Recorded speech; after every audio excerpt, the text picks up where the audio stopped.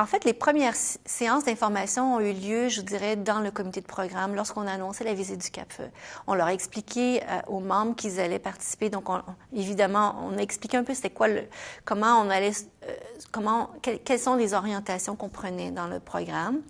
Et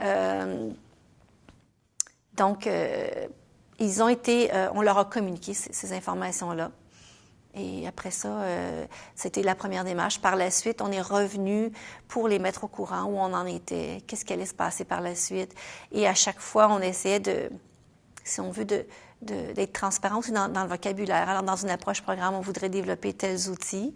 Puis, je pense même que beaucoup d'étudiants vont, en tout cas des étudiants du comité de programme, ils sont capables de comprendre ces concepts-là.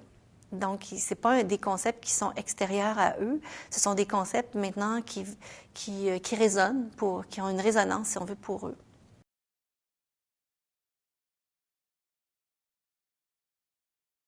Oui, à deux instants, je vous dirais, au niveau du comité de programme et à l'UQAM, les facultés, en fait, les programmes travaillent aussi avec les départements. Alors, c'est pas des cours qui sont donnés dans mon programme sont offerts par les départements, mais c'est une commande du comité de programme.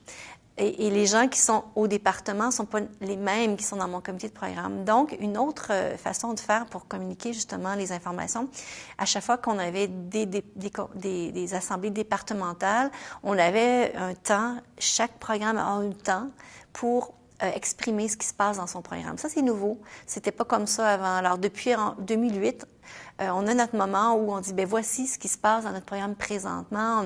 On est dans l'approche programme. Le Cap-Feu va venir sous peu et on les prépare quand on informe les gens. Alors, ils n'ont pas les mêmes...